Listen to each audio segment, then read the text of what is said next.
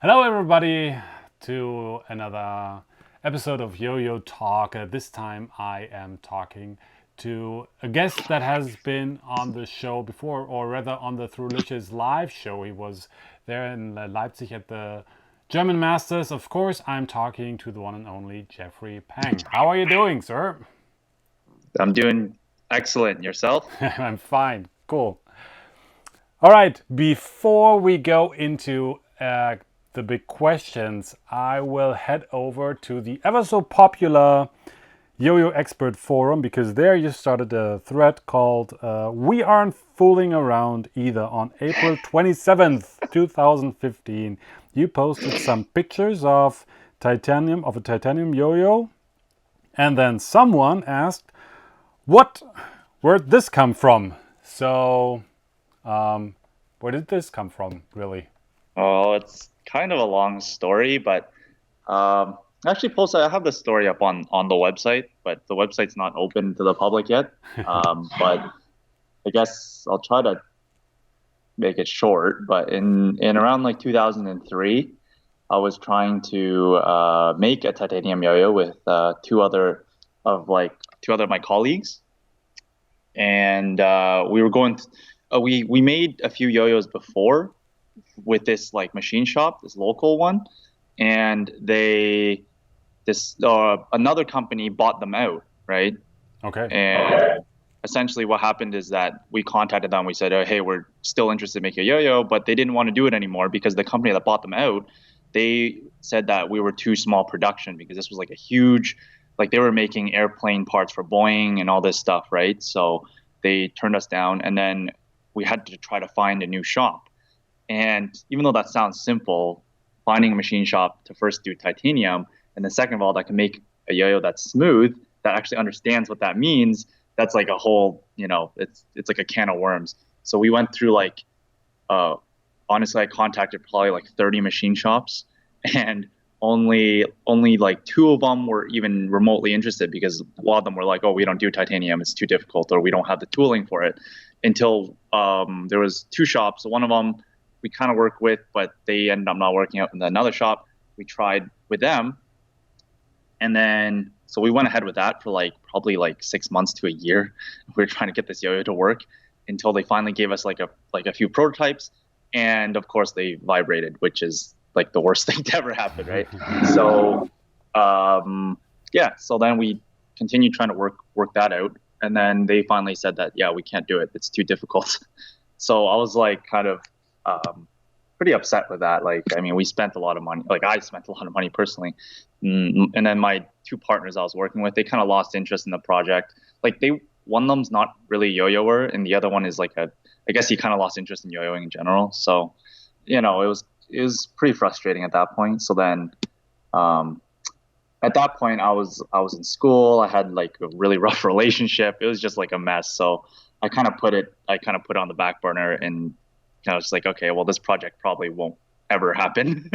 So yeah, and then I just took a break from life. I did the traveling thing. I did the 3D printing thing because I was a little bit like smaller production. Like, that was more like a thing I did myself, and that helped fund my trip to Europe, which is where I went to German Masters and all that, and that was really awesome. And and then I went to the Czech Republic, and I met like all the famous players from Slushny, like Vasek and Tomas and all those guys, right? And it was just like so inspiring, and I kept thinking about that yo-yo I wanted to make, and it just clicked. I'm just like, man, I need to like make a new yo-yo. I want to make something crazy. I want to make a titanium. So when I was in Malmo, Sweden, I drew up the Evora. So it was actually drawn when I was in like a hostel. I was in my bed and actually did all the CAD on my computer when I was in Sweden. So technically, this yo-yo is designed in Sweden. And, yeah, and that's where the name came from too. I was I was still backpacking. I was way up north, it was like 200 kilometers north of the Arctic Circle. There was snow everywhere, and I just trying to think of like a company name or something. And I was just looking at like some random Swedish words, and that name kind of came up. It was like Luft. It was kind of like someone to use like Luft work, like in German, like in how it would be like a W, but it was so common. I searched up on Google and it was everywhere. So then in Swedish, the equivalent is actually Luftverk. And so that's kind of how it came about. It's kind of a strange thing. And then one of my friends was like, "Oh, that kind of sounds like love work." And, I kind of was like, "Oh, maybe one day that will be a reality where you love what you do. So that's kind of where the name came from.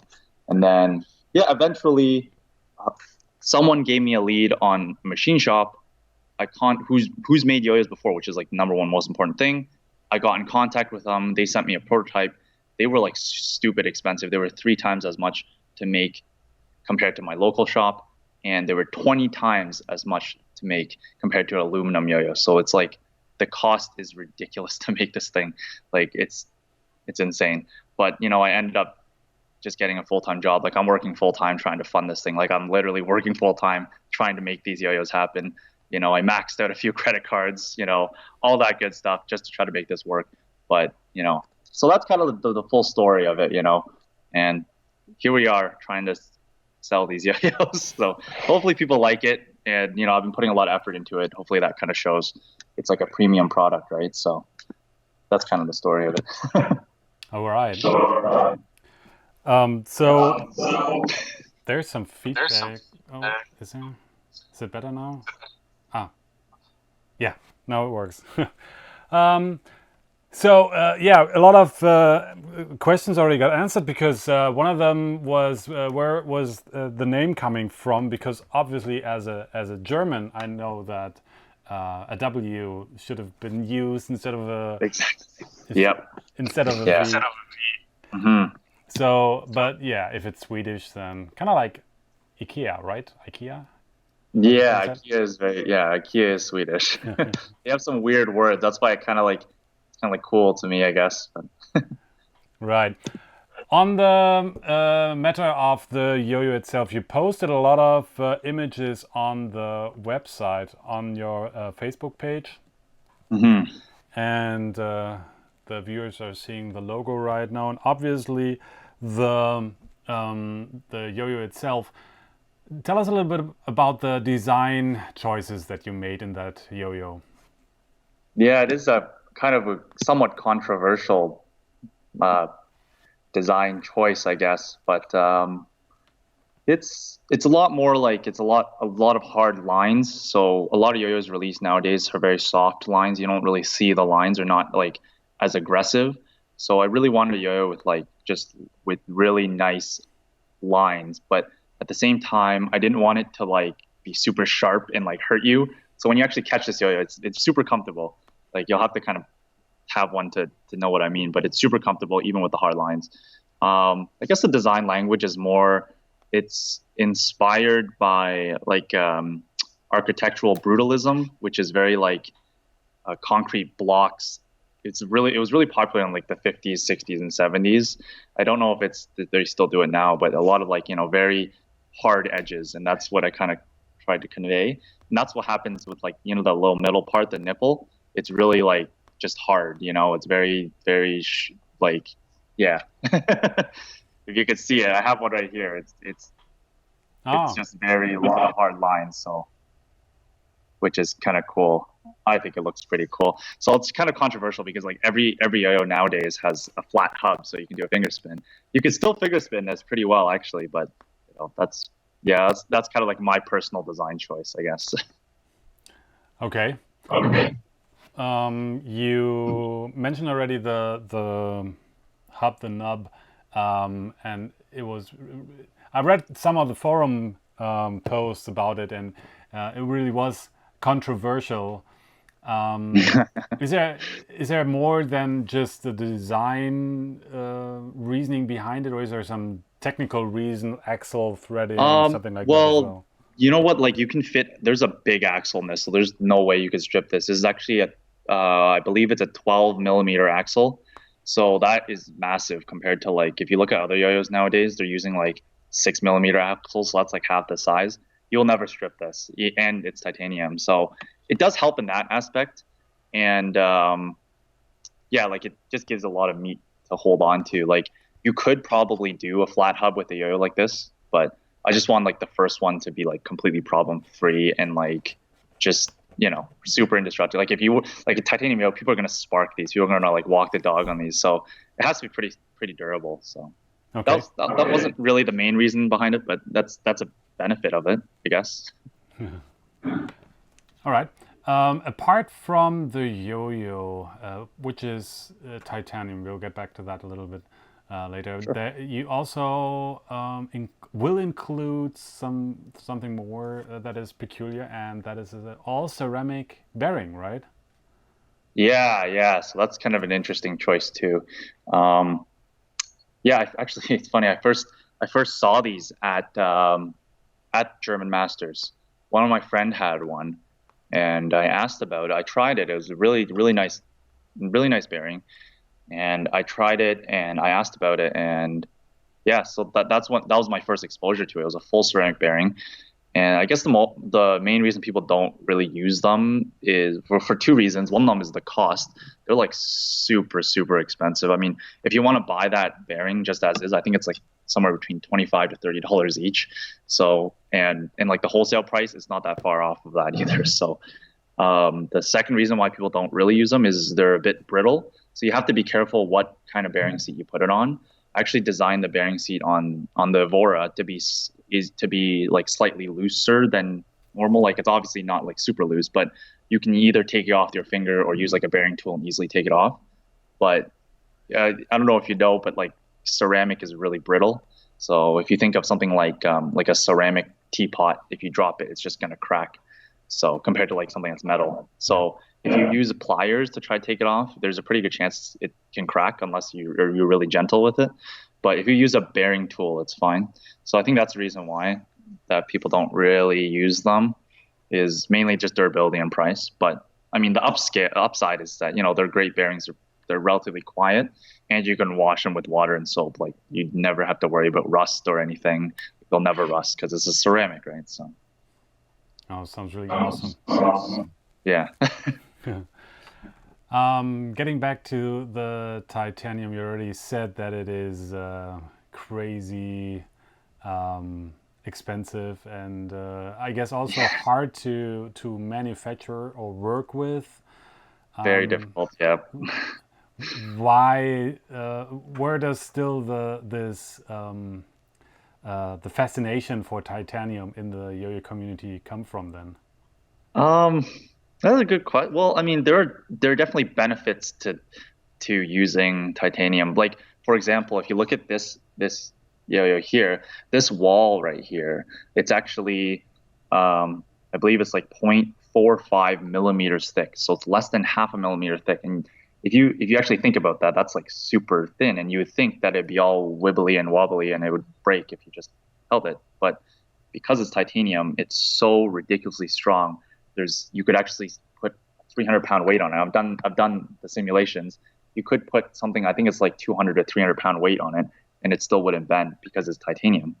Actually, I had one of the shops I was working with before. I had them machine. It was a yo-yo, and it was pretty much the same shape, and it was half a millimeter thick. I had them machine it in aluminum and titanium, and I have the aluminum piece actually still, and it's so thin that if you went like this, you would literally break it. It feels like foil. It's crazy. So that's the benefit of using it. And with that is like if you take so much weight off of here, you can put wherever you want. You can put that extra weight wherever you want. So if you want a yo-yo that's really rim weighted, you can make it with titanium. Like it's a lot more rim weighted than what you could find in aluminum. So and the fact that you could spark it. So everyone loves sparking yo-yos. Right. Yeah. So that does actually mean that if you have experience in designing aluminum yo-yos, that probably doesn't help you a lot with titanium, or it sounds to me like you have to actually do really out of the box thinking. Yeah, like you can't think like I guess it helps obviously, but like with titanium you do have to think a little differently because you have to remember like things are so things you can make so thin, but it's also because titanium in itself is actually a lot heavier than aluminum. So if you, let's say if you add a millimeter here on let's say on aluminum, you add 1 millimeter somewhere, like a thickness of 1 millimeter, and then and it weighs, I don't know, 1 gram. But if you do that same thing with the titanium, it's going to weigh like 3 grams.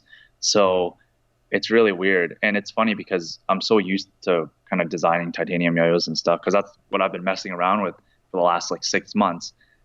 I tried just on a whim making something out of aluminum, and it was super weird because everything was so thick. So I guess it is like you have to get used to it.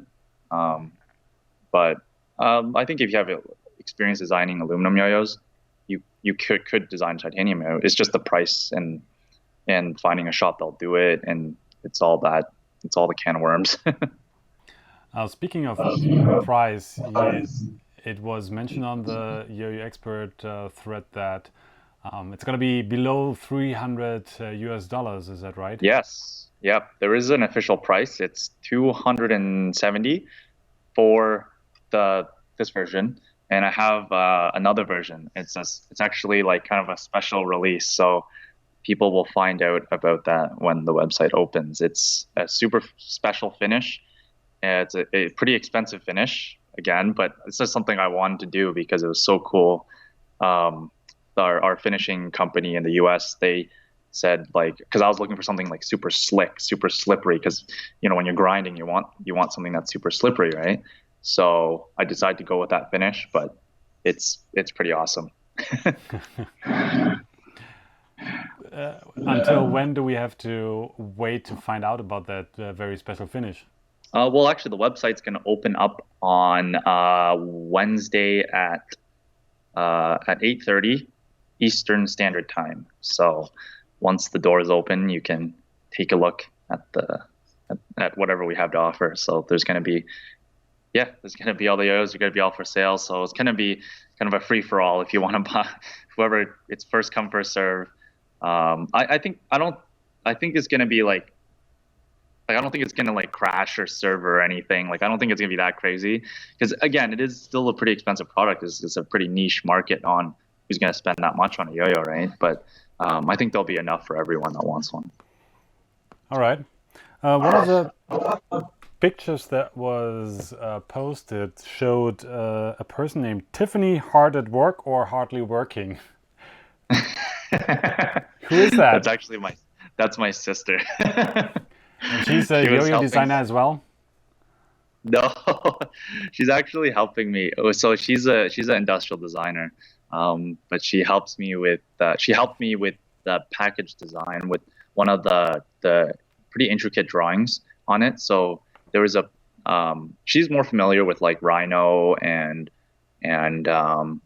AutoCAD, which I only use SolidWorks. So when I wanted to import a drawing from that, she had to do it for me. So she was helping me out that day, and I just decided to make a funny post.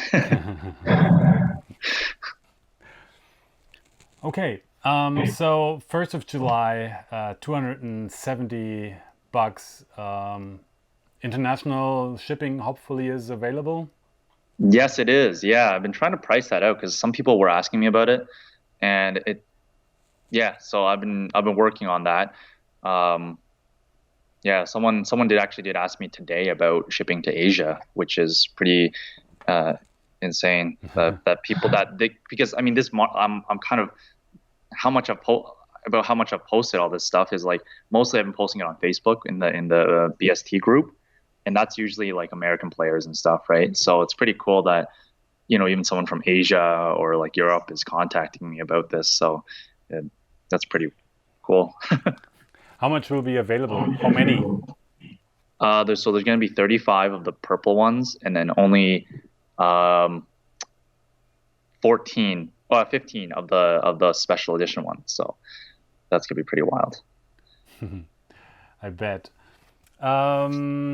You already mentioned that it is a bit crazy that there's so much interest in this yo-yo, but it's probably sparked, by the Yo-Yo Factory Dream and the One Drop citizen, right? Yeah, the one drop. Yeah, there's a funny story behind that because I had my prototype for that for my titanium yo-yo, and then um, I guess like I visited One Drop pretty recently, about 3 months ago, and right after I visited One Drop, I visited Yo-Yo Factory, and I showed them both my titanium yo-yo.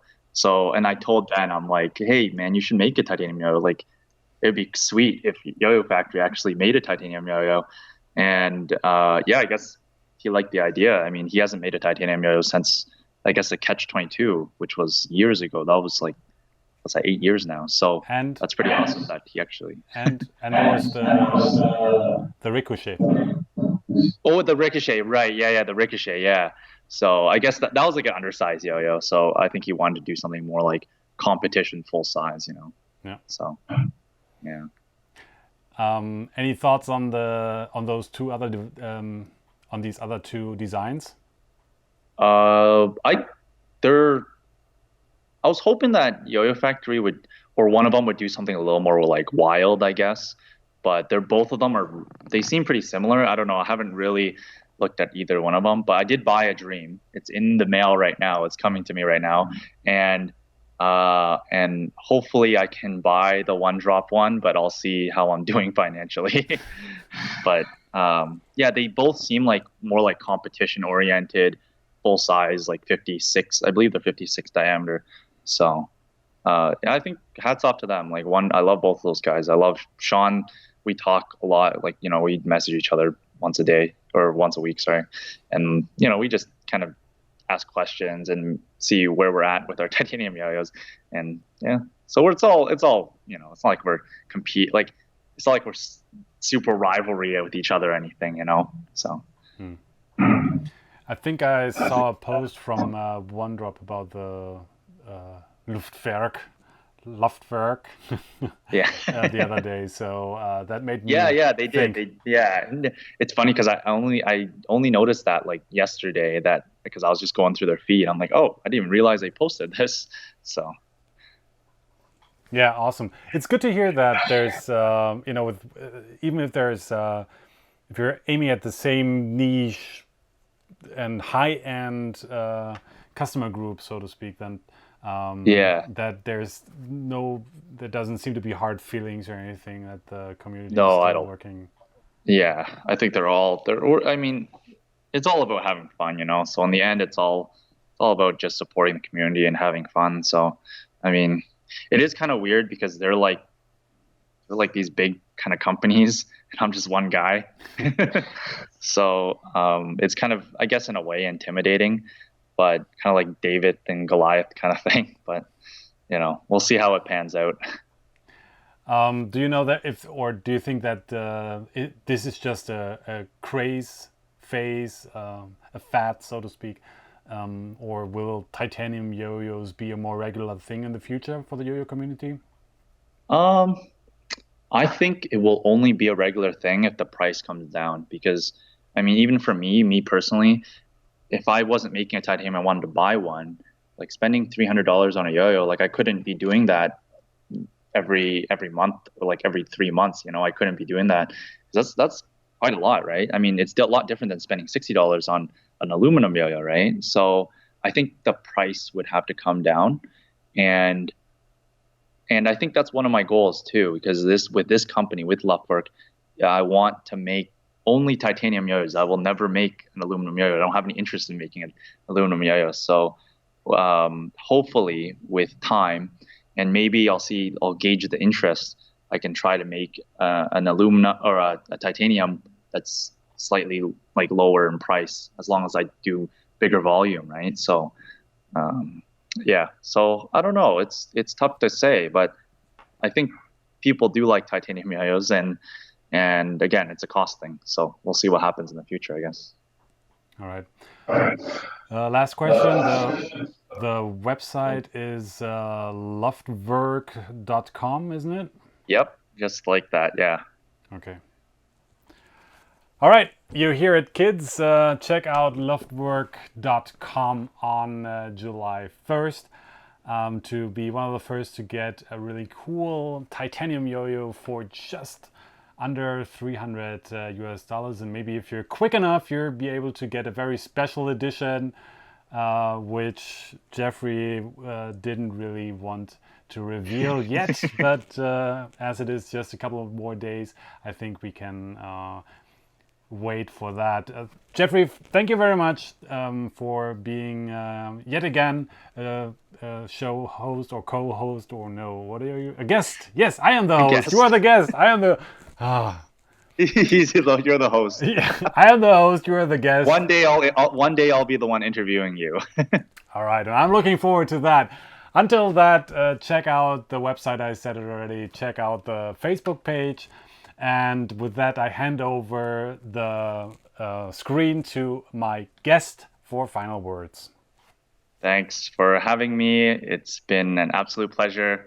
And I'm sure I'll have another interview with you again. So it's always a pleasure talking to you. Yeah, hopefully the world likes my stuff. And see you at the release day on the 1st. See you later.